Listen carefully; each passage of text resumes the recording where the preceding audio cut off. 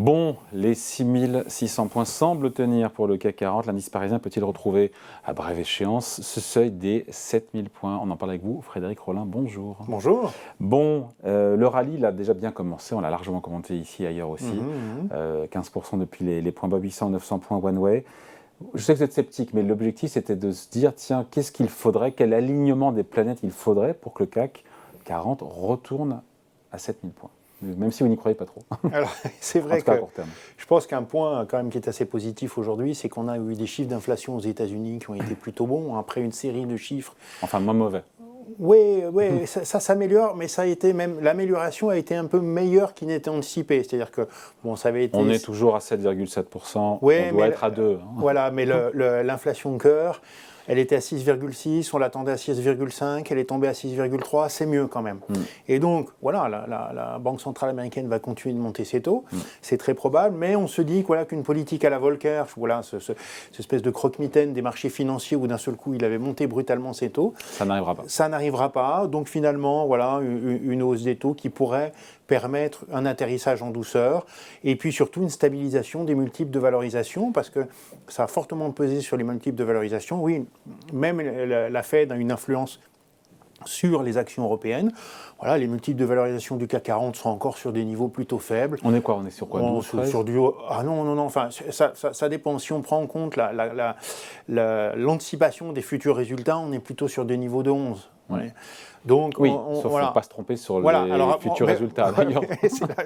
Ça va être justement un des sujets. Mais en tout cas, peut-être du côté des banques centrales, finalement, on a vu le pire, ça pourrait s'améliorer. Alors évidemment, attention, hein, voilà, il faudrait que ces chiffres d'inflation continuent de baisser, mais les indicateurs avancés sont plutôt bons. Le prix du fret, les délais de livraison, tout ça, c'est en train de baisser. C'est plutôt pas mal, en tout cas aux États-Unis. En Europe, il va falloir que ça fasse un petit peu ses preuves encore.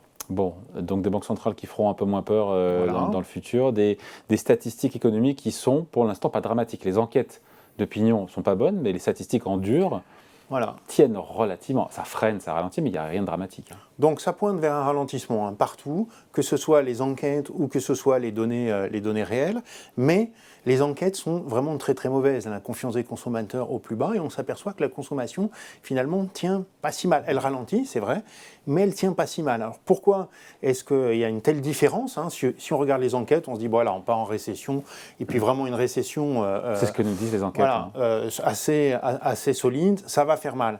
Et ce qui se passe en tout cas du côté des consommateurs, c'est que finalement, eh bien, on voit son pouvoir d'achat se réduire, c'est pas bon, mais on a beaucoup épargné. Pour beaucoup de consommateurs, en tout cas, pendant les confinements, grâce aux subventions et puis au fait qu'on ne sommes pas allés au restaurant, au cinéma, etc. Mais c'est pas l'histoire ancienne tout ça, là, maintenant. Il y a encore des masses assez importantes d'épargne qui ont été capitalisées et qui sont aujourd'hui en train d'être grignotées. La question, mais ça c'est la question à laquelle il sera difficile d'apporter une réponse par anticipation parce que c'est un cas qu'on n'a quasiment jamais vu. C'est jusqu'à quel point est-ce que les consommateurs vont-ils vouloir puiser dans cette épargne-là. En tout cas, ce qui se passe aujourd'hui, c'est que ça ne fait pas plaisir d'avoir une perte de pouvoir d'achat, c'est inquiétant, ça ne fait pas plaisir, c'est inquiétant d'avoir une épargne qui diminue. Donc les enquêtes sont mauvaises, mais malgré tout, l'épargne est dépensée et donc les données dures, les données réelles sont finalement pas si mauvaises que ça. Donc ça va être une des questions. Si ça tient, attention, le CAC peut remonter aussi. Ouais. Voilà. Ce qu'il faut, c'est que l'hiver reste clément, ce qu'il est jusqu'à présent. Jusqu'aux ces tout derniers jours. Il faut dire que là, ça se gâte un petit peu quand même. On retourne dans les normales de saison. Voilà, on retourne dans des normales saisonnières. Mais effectivement, en Europe, la grande question, c'est pour ça que je pense qu'en Europe, on risque quand même de partir en récession parce que la facture énergétique est quand même très très forte, notamment pour des pays plus industrialisés, plus dépendants au gaz comme l'Allemagne.